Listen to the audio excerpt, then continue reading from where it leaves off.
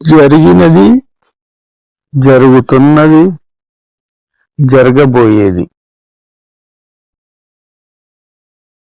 భూత, వర్తమాన, భవిష్యత్ కాలాలలో ఏది జరిగినా, జరుగుతున్నా, జరగబోయేది అంతా సత్యమే. అంటే నీకు సంబంధించిన ప్రతి జీవికి సంబంధించినది, జరుగుతున్నది, జరిగినది, జరగబోయేది అంతా అవాస్తవమే. మనకే కాదు, ఒక్కరికే కాదు, ప్రతి ఒక్కరికి, ప్రతి జీవికి కనిపిస్తున్న చరాచర ప్రపంచంలో ప్రతిదీ అసత్యమే. ఇటువంటి నిజమైన వాస్తవము, వట్టి వాస్తవం కాదు, మాయతో కూడిన వాస్తవం కాదు, సత్యంతో కూడిన వాస్తవము తెలుసుకోవడమే కాదు, దానిలో జీవించాలి, దాన్ని అనుభవించాలి. అవాస్తవం ఇదంతా అని తెలుసుకొని అనుభవించాలి, చూపించాలి మనం జీవితంలో. ఎలా చూపిస్తాము?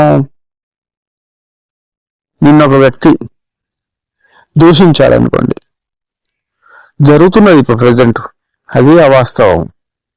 ఈ దృశ్య ప్రపంచంలో ఏది జరిగినా అవాస్తవమే.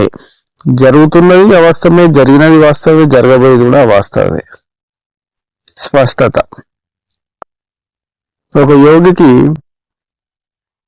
అతను యోగి కాకముందు జీవితంలో ఎన్నో కష్టాలు.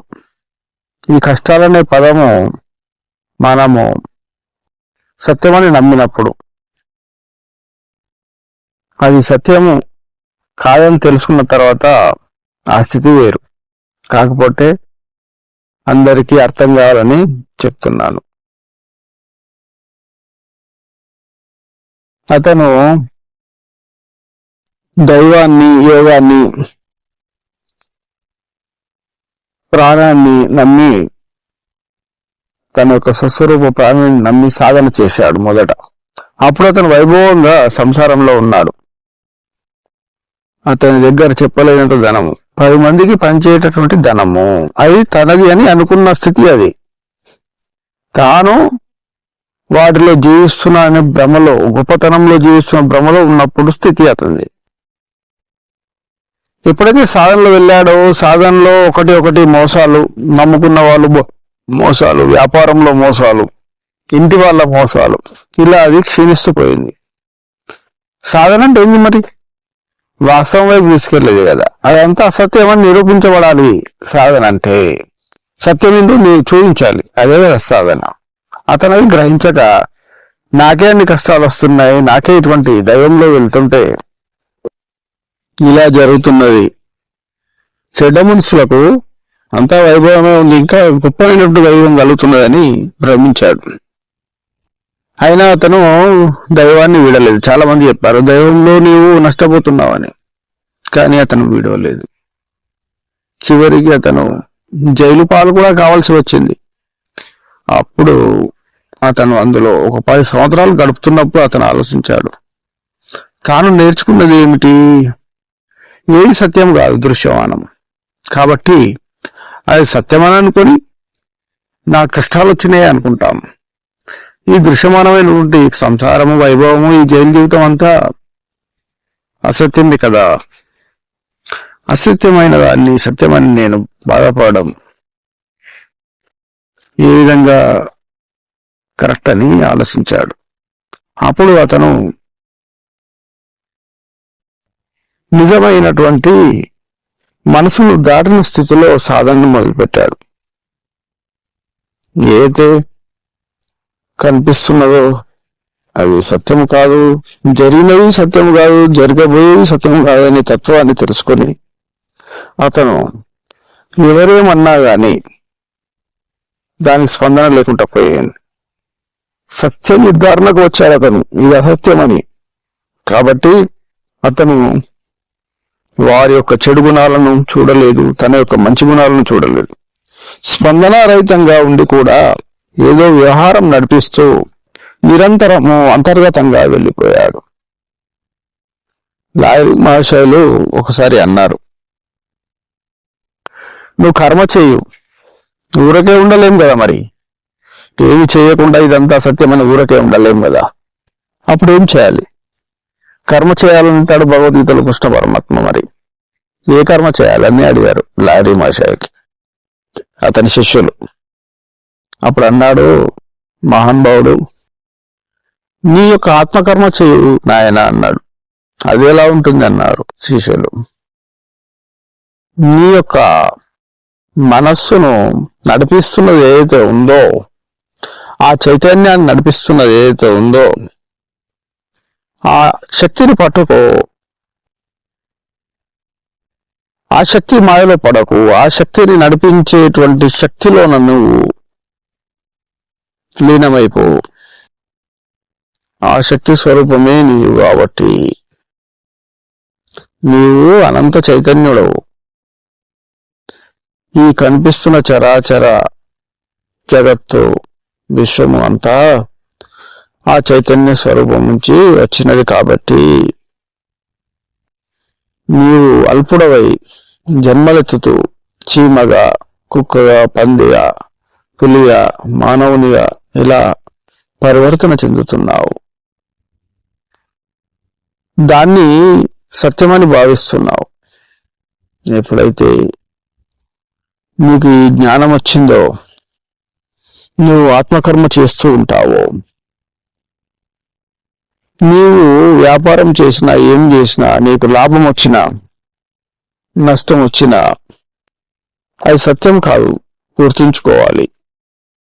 నీ బంధువులు సంతోషంగా ఉన్నా, నీ చుట్టుపక్కల వారు సంతోషంగా ఉన్నా, దుఃఖంతో ఉన్నా, నీ కుటుంబ సభ్యులు సంతోషంగా ఉన్నా, దుఃఖిస్తున్నా, పుట్టినా చనిపోయినా అది అసత్యం అని భావించు.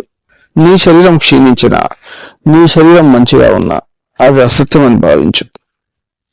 అప్పుడు నీ స్పందన అవసరం లేదు, స్పందించే తత్వము నీకు అవసరం లేదు. మనస్సు అచేతనమైపోతుంది. అటువంటి స్థితిలోన నువ్వు చేసే కర్మ ఆత్మీయ కర్మ, ఆత్మ చైతన్య కర్మ, ప్రకాశమైన కర్మ. సత్యములోన సత్యుడవై ప్రాణసకుడవై నిశ్చల బ్రహ్మవై నిరామయుడవై నిరాకార పరబ్రహ్మ ఆనంద స్థితివై ఇలా నిలిచిపోవాలి ప్రతి సాధకుడు. మళ్ళీ దానికి జ్ఞానం ఇవ్వడము, దాని గురించి తెలుసుకోవడం అనేది ఏమి లేదు. మనకు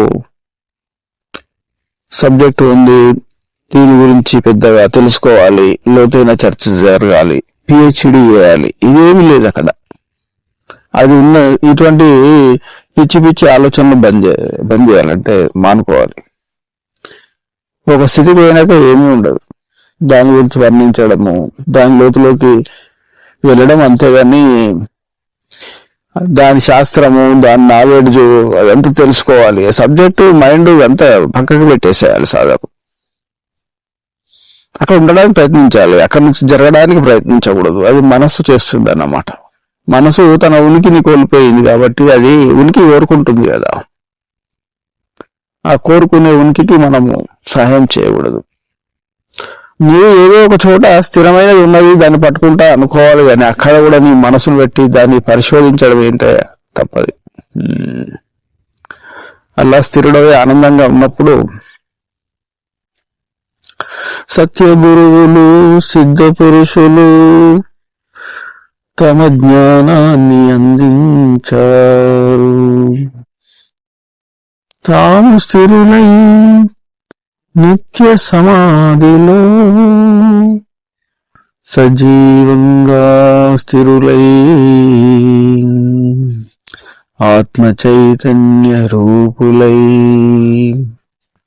చిరకాలం నుంచి ఇంకా కొన్ని వేల సంవత్సరాల నుంచి సజీవ సమాధిలో జీవిస్తున్న యోగుల గురించి వాళ్ళు ఏం సాధన చేస్తుంటారు, అక్కడ ఏముండదు, చైతన్యంలో ఉంటారు, ఏమీ లేదు.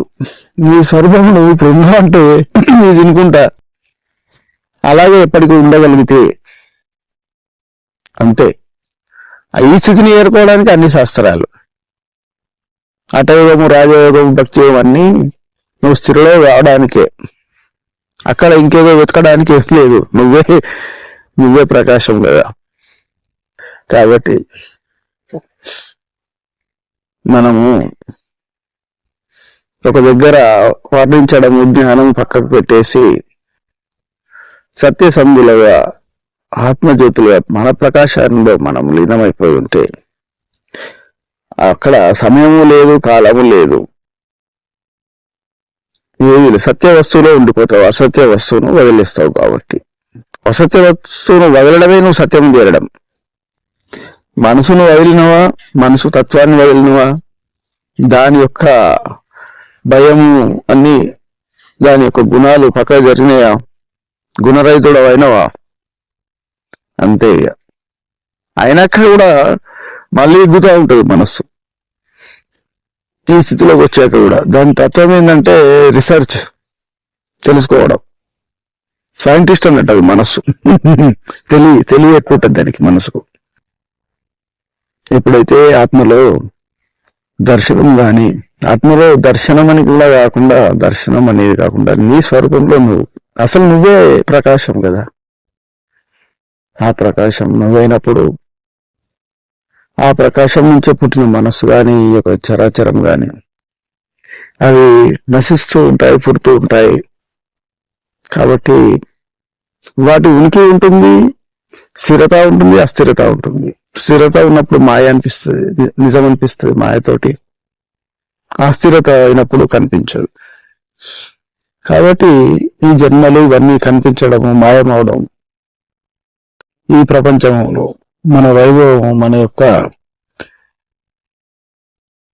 నాశనం ఇవన్నీ జరుగుతూ ఉంటాయి. ఎందుకంటే ఆ ప్రకాశం నుంచి వచ్చిన పుడుతూ తిడుతూ ఉంటాయి. కాబట్టి బ్రహ్మ విష్ణు మహేశ్వరుల తత్వం అది. కాబట్టి నీవే ప్రకాశుడు, ఆ స్థితి నుంచి బయటకు రావు. అటువంటి కర్మ చేయాలి, ఆత్మకర్మలో ఉండాలి. చేస్తూ చేస్తూ ఆత్మకర్మ కూడా ఏమీ ఉండదు. అక్కడ నువ్వు లీనమవుతావు. అక్కడ నువ్వు జ్ఞానాన్ని అన్నింటినీ వదిలేయాలి, దేన్ని పట్టుకోవద్దు, సృష్టి చేయకూడదు అక్కడ. హరి ఓం.